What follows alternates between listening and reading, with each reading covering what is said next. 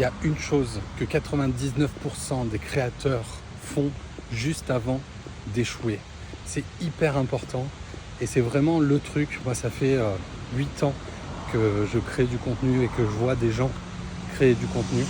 Et je pense que ça fonctionne pour plein de domaines dans la vie en fait. C'est justement le titre de cette vidéo. T'as pas besoin d'être le meilleur, t'as besoin de rester. C'est-à-dire, on prend l'exemple de Michael Jordan qui est hyper connu. Michael Jordan n'est pas devenu connu du jour au lendemain. Il a dû en faire et en tirer des ballons. Je ne m'intéresse pas trop au basket, mais c'est un exemple qui revient énormément. Et c'est en fait, c'est cette résilience et c'est le fait de ne pas abandonner quand les autres qui ont commencé en même temps que toi pensent à abandonner. C'est-à-dire que dans n'importe quel projet, de toute façon, là je relie ça à la création de contenu parce que c'est mon univers, c'est mon domaine de prédilection. Mais quel que soit le domaine de ta vie, je crois, l'important c'est pas d'être le meilleur. Alors, il y en a qui vont chercher la performance, le petit truc en plus. Mais c'est une infime partie des gens qui réussissent de cette manière-là. Et le meilleur moyen, selon moi, de réussir, c'est pas d'être le meilleur. Ou en tout cas, là où on a le plus de chances de réussir, c'est pas en étant le meilleur, c'est en continuant. En continuant, voilà. Le message, il est clair. De toute façon, la vidéo va pas être très très longue.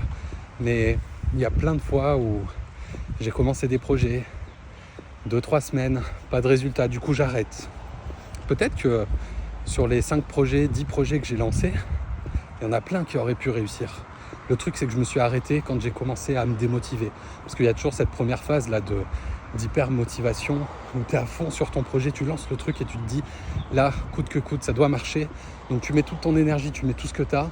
Et au bout de 3 semaines, pour les plus vaillants, 3 mois, on se dit finalement il n'y a pas de résultat, je vais passer à autre chose parce qu'on est dans cette attente de il faut qu'il se passe quelque chose et du coup on arrête. Et avec la création de contenu c'est pareil. Il y a plein de fois où j'étais là où je me disais putain en fait ça sert à rien tout ce que je fais, je vais arrêter. Mais comme beaucoup de choses encore une fois dans la vie, je crois que créer du contenu c'est surtout, pour moi je le vois comme ça, c'est planter des graines. Et tu peux pas en fait, si tu veux visualiser ça, tu peux pas te dire je veux une forêt comme ça, planter une graine et espérer que le lendemain il y ait toute cette forêt qui soit apparue. C'est pas possible.